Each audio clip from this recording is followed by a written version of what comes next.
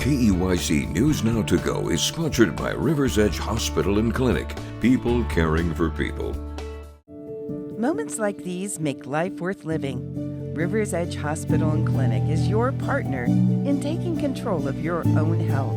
Take your steps towards a lasting tomorrow. Rivers Edge Hospital.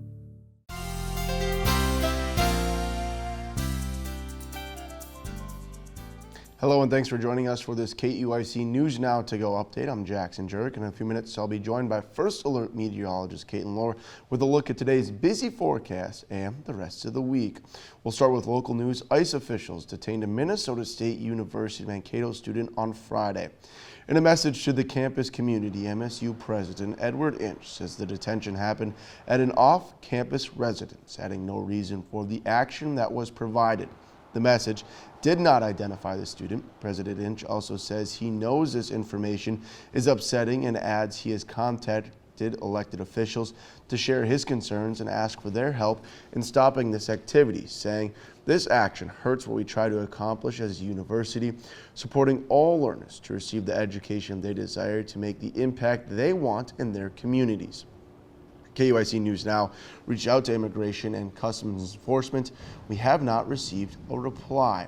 In more local news, police in Mankato arrested a man wanted on several charges after a brief standoff Saturday night.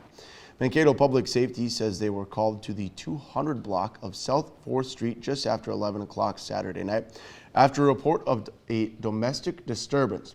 Police say the suspect, Muhammad, was gone when they arrived. Officers spotted him and he fled again. Officers believe Muhammad then broke into two nearby apartments in an attempt to evade capture. He was eventually located inside an apartment where police say he briefly held an occupant hostage.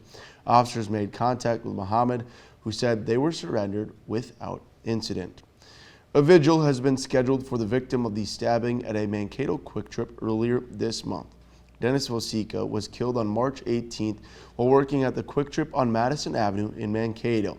Now, a vigil has been scheduled for this Friday at Sibley Park from 7:30 to 8:30 p.m., coinciding with Vosica's birthday. Visitors are encouraged to bring candles and lights for the vigil. Quick Trip has also put donation buckets in the Mankato locations, with donations going to the family of Vosica.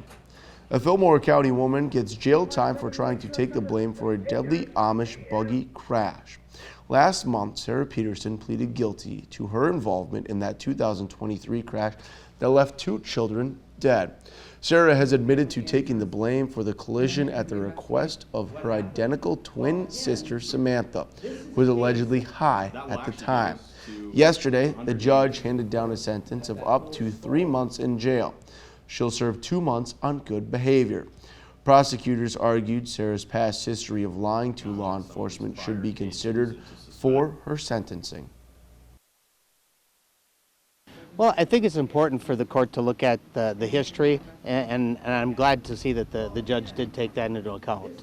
So that was part of it, and then I think it was important for the judge to just look specifically at what her conduct was. And I think that was really helpful in getting things resolved today. After serving time in jail and on house arrest, Sarah will carry out 4.5 years on probation and will have to pay a $1,500 fine that can be worked off through community service. Investigators spent Monday removing pieces of the aircraft from what was a Brooklyn Park home. The residents of the home were not injured, but the house was totaled. The Federal Aviation Administration says it's not yet known how many people were aboard the single-engine plane when it went down Saturday, but no one survived. The plane departed from the Des Moines International Airport. Its destination was to be the Anoka County Blaine Airport. Officials say a preliminary report will be issued on the crash within the next 2 weeks.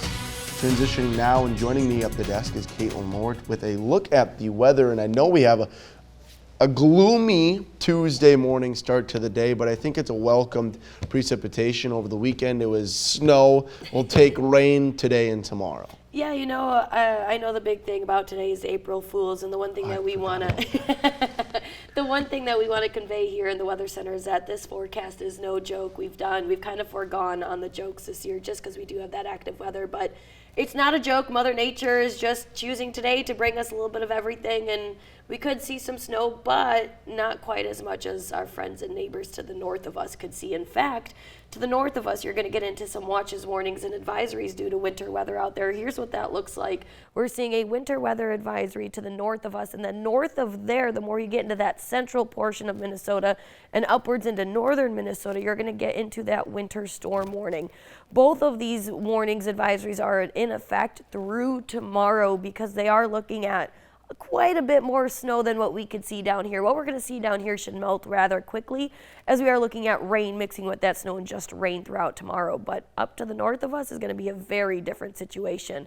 The good news is for today's severe weather outlook, that is changed and has shifted south and going into tomorrow because we are looking at showers tomorrow. You can see that that severe outlook is far to the south and west of us, just that level 1 kind of reaching the far southeastern portion of the area. What this means is that an isolated storm or two could grow or develop into strong or severe strength. But what it also means is that this is the leading edge of that, and these storms are going to develop here and move closer to the east. So we don't really have anything to worry about going into tomorrow's shower chances, with maybe a few rumbles of thunder possible both today and tomorrow.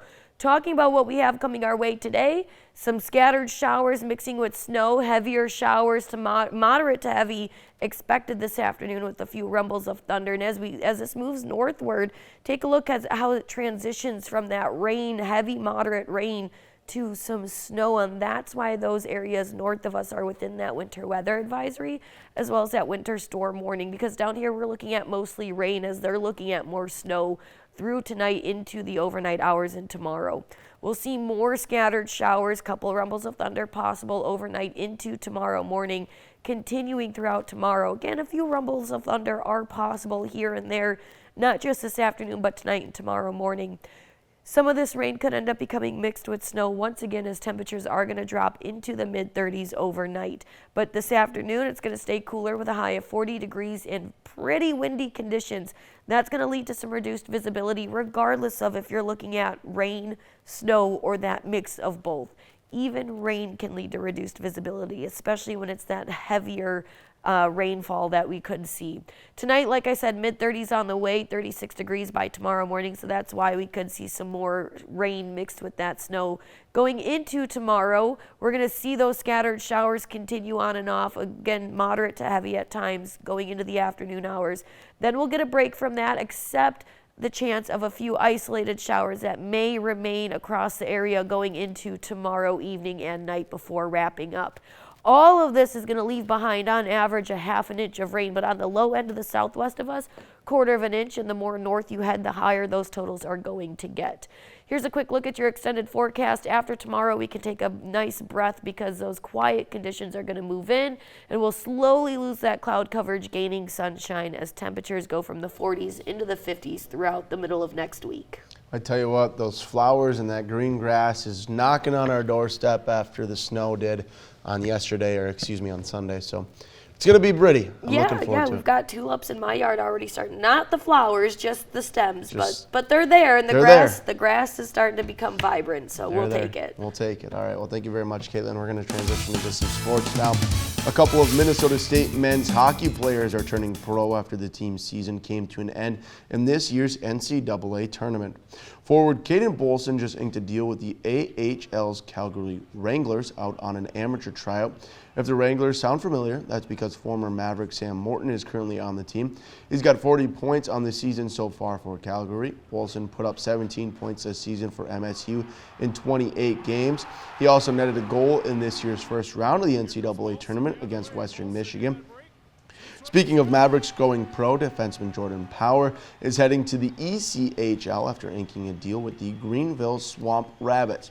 Power played 37 games for the Mavericks this season, recorded 2 goals and 40 apples.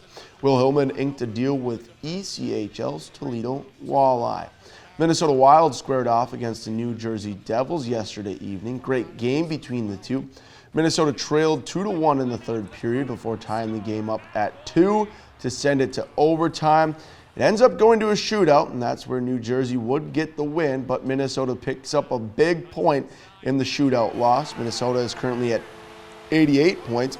It's looking good for the team's playoff chances. The Wild, and Blues are in the wild card at this point. Vancouver, the squad, chasing a spot with 81 points, along with Calgary at 80. Minnesota takes the ice next on Wednesday for a matchup against the Rangers. Minnesota Twins are still looking for their first win of the season after getting swept by St. Louis in the team's opening series. Twins taking on the Chicago White Sox, and unfortunately it's going to get worse before it gets better for Minnesota this season.